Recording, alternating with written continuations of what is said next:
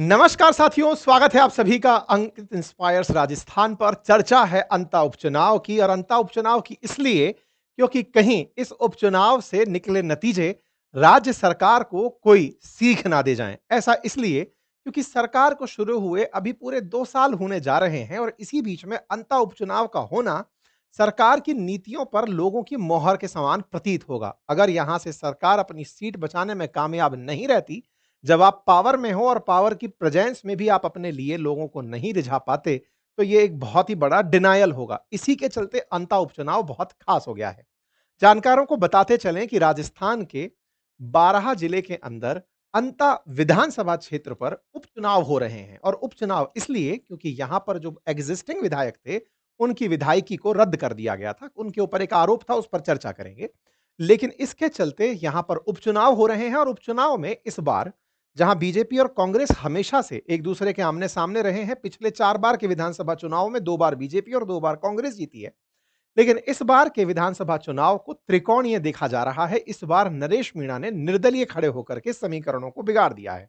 देखना होगा कि निर्दलीय उम्मीदवार नरेश मीणा बीजेपी के वोट काट रहे हैं या कांग्रेस के, और दोनों से निकालकर कहीं खुद की सीट तो नहीं ले जा रहे हैं। और अगर ऐसा होता है, तो ये दोनों ही पार्टियों के लिए बहुत ही बड़ा तमाचा होगा। मैं इसलिए बोल रहा हूं क्योंकि कहीं ना कहीं नरेश मीणा का जो पिछला समय रहा है, जिस तरह से लगातार एसडीएम को थप्पड़ मारने के बाद से सुर्खियों में बने रहे, एसडीएम को थप्पड़ मारने से पहले उपचुनाव में टोंक उनियारा के अंदर जिस तरह से वोट प्राप्त करके रहे, उससे भी पहले चुनाव के अंदर जब वो वापस पहले 12 से जब चुनाव लड़े थे, उस समय पर भी वो सेकंड नंबर पर रहे। ये तमाम वो आंकड़े हैं जो बताते हैं कि वो लगातार जनता के बीच में लोकप्रिय तो हो रहे हैं। जनता की मांगों के लिए जिस तरह से वो आगे से आगे गुस्से के रूप में दिखाई दे रहे हैं। हालांकि उनके तरीके थोड़े अलग हैं, लेकिन जिस प्रकार की ऊर्जा के साथ वो जनता की मुद्दों को उठा रहे हैं, उससे मामला त्रिकोणीय होता दिख रहा है। तो आज के सेशन में हम उस एग्जिट पोल की भी चर्चा करेंगे जो वहां पर गए कुछ लोकल पत्रकार साथियों द्वारा बताया गया कि वो कैसा फील करते हैं, और इस मामले में नरेश मीणा के जीतने के कितने चांसेस हैं। साथियों, भारत सरकार द्वारा करवाए गए इस निर्वाचन आयोग द्वारा करवाए गए इस उपचुनाव में 80.1% रिकॉर्ड वोटिंग दर्ज की गई, और यह बड़ा नंबर है। 12 में अक्सर लगातार कई बार से 80% का वोट शेयर किया जा रहा है। 80% वोटिंग हो रहा है। अंता उपचुनाव की बात करें, थोड़ा सा विधानसभा और यहां पर मतदाताओं के नंबर के बारे में समझ लेते हैं। अगर राजस्थान के मैप की बात करें, तो राजस्थान के दक्षिण पूर्व में स्थित यह जगह है अंता 12 के अंदर, और 12 में कुल मतदाता पिछली बार 2023 में 80.3% मतदान किए थे, और इस बार 80.25 का नंबर, कहीं निर्वाचन आयोग 80.1% मतदान की बात कर रहा है। यहां कुल मतदाताओं की संख्या 2.28 लाख है, जिनके लिए 268 मतदाता केंद्र बनाए गए थे। 2.25 लाख की आबादी वाले, 2.25 लाख के वोटर वाले इस अंता उपचुनाव में 268 केंद्रों पर मतदान होना था। अंता 12 जिले के अंदर आता है, दक्षिणी राजस्थान के अंदर पड़ने वाला यह विधानसभा क्षेत्र है। यहां 3 उम्मीदवार, कांग्रेस की तरफ से प्रमोद जन भाया, बीजेपी की तरफ से मोरपाल सुमन जो कि यहां पर सरपंच और प्रधान रह चुके हैं, और नरेश मीणा यहां पर निर्दलीय प्रत्याशी के रूप में सामने आए। नरेश मीणा लंबे समय से कांग्रेस से टिकट मांग रहे हैं, लेकिन कांग्रेस की जगह जब जब इन्हें टिकट नहीं मिलता, ये निर्दलीय उतर जाते हैं, और जब जब ये निर्दलीय उतरते हैं, तो कांग्रेस के ही वोट का बड़ा नुकसान पहुंचाते हैं। ये सीधा सीधा गणित लोग लगा रहे हैं कि कांग्रेस को हो सकता है इनकी वजह से नुकसान हो, और बीजेपी को इनकी वजह से फायदा हो। अंता उपचुनाव के लिए जो नोटिफिकेशन आया था, वो 13 अक्टूबर को आया था। 23 अक्टूबर को नामांकन की प्रक्रिया हुई। 15 लोगों ने यहां पर अपने आप को उम्मीदवार के रूप में खड़ा किया था। 11 नवंबर को मतदान हुआ, और कल यहां के नतीजे आने वाले हैं, और नतीजों से पहले राजस्थान के कई हलकों में इस चुनाव के परिणाम को लेकर चर्चाएं जोरों पर हैं। अक्सर उपचुनाव तब कराया जाता है जब जो भी पद पर बैठा हुआ विधायक था, यहां से चुना हुआ जो निर्वाचित विधायक या सांसद है, अगर वो अपना कार्यकाल किसी भी कारण से पूरा नहीं कर पाता है, तो उसके बचे हुए कार्यकाल के लिए उपचुनाव कराया जाता है। लेकिन यदि कार्यकाल 1 साल से कम रह जाता है, तो उपचुनाव नहीं कराया जाता है। निर्धारित समय सीमा को लेकर जनप्रतिनिधि अधिनियम 1951 की धारा 151 ए में इस बात का प्रोविजन है कि जब भी कोई पद खाली होता है विधायक का या फिर सांसद का, तो 6 महीने के भीतर उपचुनाव कराए जाते हैं। इसका मामला लेकिन तब ज्यादा प्रभावशाली होता है कि जो सत्तारूढ़ दल है, अगर वो इन उपचुनावों में हार जाए, ऑब्वियस सी बात है 5 साल के लिए आपको सत्ता में रहना है, और 5 साल के लिए उपचुनाव में सत्ता में रहना है, और इस बीच में पता है वहां की जनता को कि यहां का जो विधायक बनेगा, अगर वो उसी पार्टी से बने जिसकी सरकार है, तो हो सकता है ज्यादा काम करा पाए। लेकिन जिसकी पार्टी ही नहीं है, जिसकी सरकार ही नहीं है, फिर वो काम कैसे कराएगा, ये एक थॉट भरी जाती है। जबकि इलेक्टेड प्रतिनिधि को वहां के लिए एक फंड मिलता है, फिर चाहे वो किसी भी पार्टी का हो, और वो अपने फंड से काफी काम करा पाता है। लेकिन हाँ, अपनी ही पार्टी की सरकार हो तो पार्टी के अंदर कई फैसलों में, चाहे वो ट्रांसफर पोस्टिंग से रिलेटेड बातें हो या फिर कुछ अतिरिक्त फंड लाने की बातें हो, विकास को लेकर कंपनियों को, पार्टी बड़ी बड़ी उद्योग धंधों को लाने के जो प्रयास हो, उनमें थोड़ी जोर आ जाता है, मतलब गति मिल जाती है। ऐसे में उपचुनाव के अंदर ये देखा जाता है अक्सर, जिनकी सरकार होती है वो सीटों को निकाल ले जाते हैं। क्यों? क्योंकि जनता में कहीं न कहीं ये प्रभाव का भाव रहता है कि यार राजनीतिक रूप से तो अभी सरकार जिनकी चल रही है, और दूसरा जो व्यक्ति चुनकर आएगा वो कितने कम समय के लिए आएगा, इतने कम समय में क्या ही कर देगा। लेकिन बाई चांस इतनी सब पॉजिटिव चीज़ों के बावजूद भी सरकार अपना उम्मीदवार जिताने में अगर फेल हो जाती है, तो ये सरकार के लिए बहुत ही टेंशन का विषय बन जाता है। जिसकी पार्टी है, जिसकी सरकार चल रही है, वो अपना विधायक तब भी नहीं निकलवा पाई, जब वो बता चुकी है जनता को कि हम रहेंगे तो तुम्हारे लिए ये सब करेंगे, और उसके बाद भी फेल मार जा रहे हैं।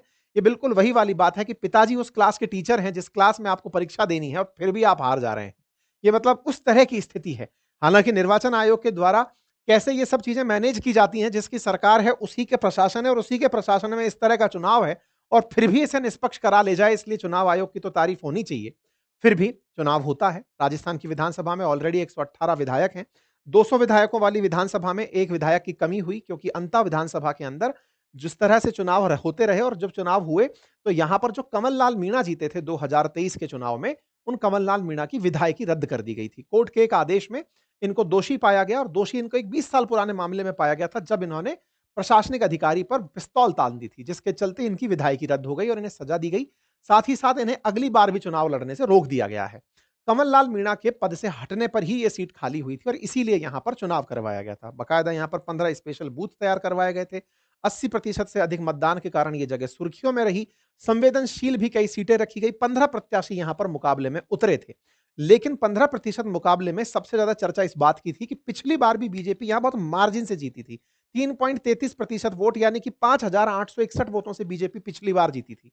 तो जब पिछली बार 6,000 के आसपास वोटों से जीते हो, तो ऐसे में इस बार क्या ये वोट शेयर बढ़ सकता है? तो इस बार बीजेपी ने अपनी तरफ से जो लोग यहां उतारे, उनमें मोरपाल सुमन थे। मोरपाल सुमन को शुरुआत में बड़ी चुनौतियों का सामना करना पड़ा, क्योंकि यहां पर वसुंधरा राजे जी का प्रभाव क्षेत्र ज्यादा है। भजनलाल शर्मा जी को शुरुआत में यहां की जनता ने आने ही नहीं दिया। इस तरह की मीडिया रिपोर्ट्स निकल कर आई। लोगों को उनके प्रति उतना प्यार नहीं था जितना वसुंधरा जी के प्रति था, क्योंकि वसुंधरा जी के ही खेमे के ये मोरपाल जी माने जाते हैं। सरपंच रहे, फिर प्रधान रहे, तो इनके प्रति वहां का जो भाव है वो वसुंधरा जी के प्रभाव क्षेत्र में ये आता है। ऐसे में वसुंधरा जी और भजन लाल जी दोनों जब यहां साथ पहुंचे, तो उनका इंपैक्ट यहां के लोगों पर देखा गया। साथ ही साथ प्रमोद जैन भाया के लिए कांग्रेस की बड़ी, मतलब चाहे गहलोत साहब के काफी करीबी माने जाते हैं, डोटासरा जी हों या फिर ये हों, या सब लोग जाकर के कांग्रेस के बड़े नेता इनके लिए वोट मांगे, और नरेश मीणा जी ने खुद के लिए अपना बिगुल बजाया। हनुमान बेनीवाल जी ने इनके समर्थन में फिर भी मतलब अपनी तरफ से बातें रखी। निर्दलीय उम्मीदवार होते हुए इन्होंने जिस तरह से माहौल बनाया, मैं बताता चलूं नरेश मीणा जी के बारे में। आप राजस्थान यूनिवर्सिटी के छात्र संघ से अपना करियर शुरू किए थे, महासचिव के पद पर रहे। फिलहाल अपने बड़े उग्र रवैये के लिए चर्चा में बने हुए हैं। पिछली बार एसडीएम को थप्पड़ मार करके नेशनल सुर्खी बन गए थे। उसके बाद में इनको सजा भी हुई और ये जेल से सजा काटकर लौटे। फिलहाल के लिए इन्होंने अंता में कांग्रेस से टिकट मांगा, लेकिन इन्हें टिकट नहीं मिला, और टिकट के नाम पर प्रमोद जैन भाया को, जो पिछली बार 2 बार से विधायक रह चुके हैं और मंत्री पद पर भी 2008 में पीडब्ल्यूडी मिनिस्टर रह चुके हैं, उन्हें कांग्रेस ने टिकट दे दिया, जिसके चलते नाराज हुए नरेश मीणा यहां पर तीसरी पार्टी बनकर उतर जाते हैं। 15 लोग प्रत्याशी बनकर यहां पर उतरे हैं। उनमें से मुकाबला 3 के बीच सीमित हो जाता है, मोरपाल सुमन, प्रमोद जैन भाया और नरेश मीणा। चूंकि नरेश मीणा प्रमोद जैन भाया के स्थान पर टिकट मांग रहे थे, मैं बार बार बता रहा हूं, इसलिए पत्रकारों का मानना है कि वो इनके वोट काट रहे हैं। लेकिन कई और, मतलब जो एग्जिट पोल सर्वे हैं, उनमें सेकंड नंबर पर नरेश मीणा या फिर फर्स्ट नंबर पर नरेश मीणा आ सकते हैं, ऐसे भी कयास लगाए जा रहे हैं। प्रमोद जैन भाया यहां पर तीसरे पायदान पर रह जाएंगे, ऐसा माना जा रहा है। पिछले चुनाव में कंवर लाल मीणा ने यह सीट जीती थी, लेकिन उन्हें टर्मिनेट कर दिया गया, चूंकि इन्होंने, एक मामला ऐसा था जिसके बारे में मैंने आपको बता दिया था, जनप्रतिनिधि अधिनियम की धारा के तहत 1951 के तहत इनको चुनाव लड़ने से इनकार करा दिया गया है। ठीक है साहब। 268 मतदाता केंद्रों पर मतदान हुआ, और यहां पर बकायदा संसदीय मतलब जो क्रिटिकल एरिया थे, यहां पर पूरी तरह से सुरक्षा एजेंसीज तैयार रही। प्रशासन ने बड़ी ही शुचिता के साथ ये चुनाव संपन्न कराए। किसी भी प्रकार की छुटपुट घटनाओं की खबर बाहर निकलकर नहीं आई। मुख्यमंत्री के द्वारा इस बात को पब्लिक में बताया गया। अंता उपचुनाव में बढ़िया वोट प्रतिशत होना यह दर्शाता है कि जनता यहां पर चुनाव में इन्वॉल्व थी।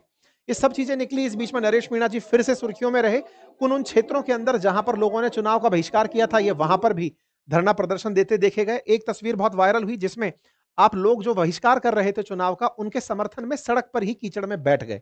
सड़क पर कीचड़ में बैठ कर के इन्होंने जनता की माँग के लिए ये बात रखी कि अगर मैं चुनाव नहीं भी जीतता हूँ, तो इस क्षेत्र के विकास के लिए मैं संघर्ष करता रहूँगा, जो कि एक नेता को करना चाहिए।